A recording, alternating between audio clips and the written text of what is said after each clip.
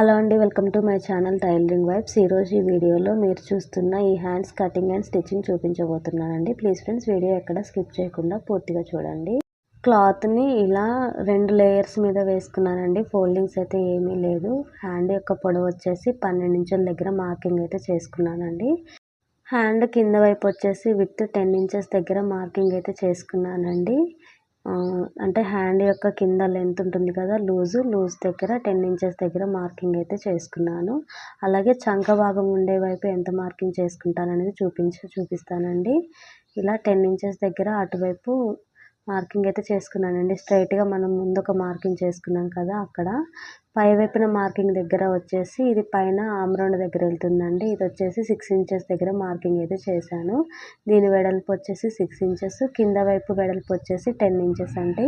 ఈ 2 sides markings కలుపుకుంటూ ఇలా స్ట్రైట్గా లైన్స్ అయితే డ్రా చేశాను. కింద వైపు కొంచెం క్రాస్గా ఉండే విధంగా యూ షేప్లో మార్కింగ్ చేశానండి. ఎక్కువ యూ షేప్ కాదు, నార్మల్గానే వచ్చే విధంగా ఈ మార్కింగ్స్ అన్నిటిని బేస్ చేసుకొని కట్ చేశానండి. కట్ చేసిన తర్వాత మీకు ఆ లెంత్ అనేది ఎలా ఉంది అనేది హ్యాండ్ అర్థమవుతుంది. ఇది కొంచెం మామూలుగా ఉన్న పిల్లలకైతే ఈ లెంత్ సరిపోతుందండి. కొంచెం ఎక్కువ లావుగా ఉన్న పిల్లలు అయితే ఒక 2-3 ఇంచెస్ అనేది వెడల్పులో పొడవులో అన్ని వైపులా అంటే 2 వైపులా కూడా పెంచుకొని కట్ చేసుకున్నట్లయితే సరిపోతుంది. ఈ పాప నార్మల్ మీడియం సైజులో ఉంది కాబట్టి ఇలా ఉంది. అలాగే మెయిన్ క్లాత్ కూడా వచ్చేసి ఇలా డబుల్ లేయర్ మీద వేసుకొని ఈ కట్ చేసుకున్న లైనింగ్ దానిపైన వేసుకొని యాజ్ ఇట్ ఈస్గా కటింగ్ అయితే చేసేసానండి.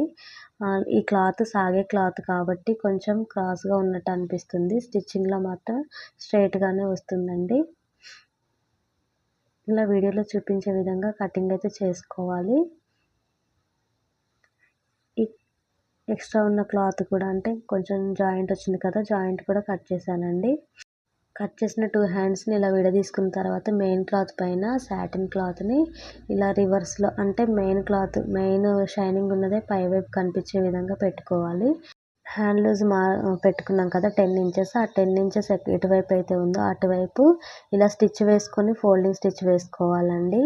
ఇది వచ్చేసి హ్యాండ్ లూజ్ కోసం ఉండే వైపు, ఇది 10 ఇంచెస్ విడ్త్ పెట్టిన దగ్గర ఇలా లైనింగ్ని మెయిన్ క్లాత్ని స్టిచ్చింగ్ అయితే వేసుకుంటున్నాను.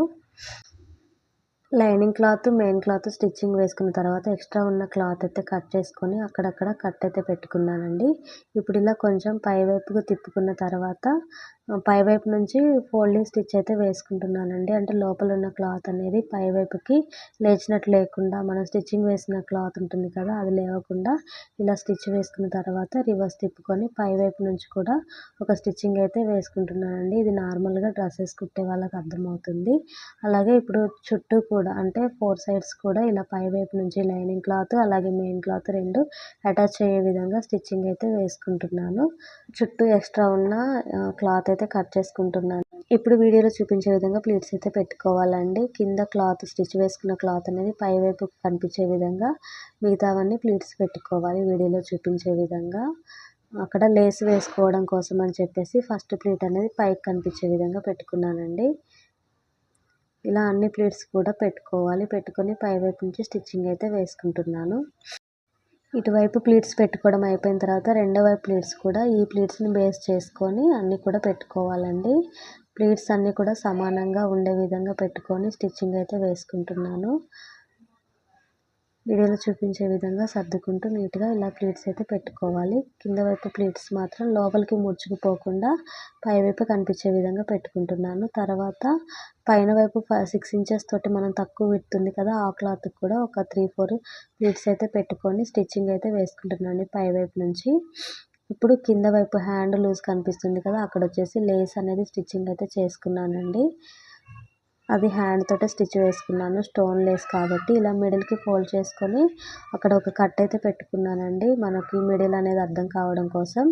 ఇప్పుడు వీడియోలో చూపించే విధంగా లోపల వైపు నుంచి హ్యాండ్ అయితే స్టిచ్ వేసుకుంటున్నాను. ఇలా వీడియోలో చూపించే విధంగా మిడిల్ నుంచి స్టిచ్చింగ్ అయితే వేసుకుంటున్నానండి. ఖర్చు అనేది ఎక్కువ ఉండకుండా పై వైపు నుంచే వేస్తున్నాను, ఎందుకంటే ఒకవైపు అనేది నెట్ ఉంది కదా, నెట్ సైడ్ నుంచి మళ్ళీ పీలికల్లాగా కనిపిస్తుంది కదా, అందుకని చెప్పేసి ఇలా కొంచెమే మార్జిన్ ఉండే విధంగా స్టిచ్చింగ్ అయితే వేస్తున్నానండి. రెండో స్టిచ్ వచ్చేసి కొంచెం పైకి వేస్తాను కదా, అందుకని చెప్పేసి ఇలా నార్మల్‌గానే స్టిచ్చింగ్ అయితే వేసేసుకున్నాను. ఒకవేళ పీలికలు కనిపిస్తే కట్ చేసుకోవాలండి పై వైపు నుంచి. ఇలా స్టిచ్చింగ్ అయితే అయింది కదా ఒక సైడు.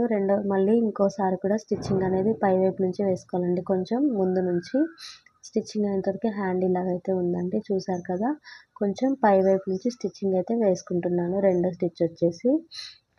ఈ ఫుల్ ఫ్రాక్ కటింగ్ స్టిచ్చింగ్ కావాలి అనుకుంటే వీడియో అనేది పోస్ట్ చేస్తానండి. నచ్చితే లైక్ చేయండి, షేర్ చేయండి. Thank you.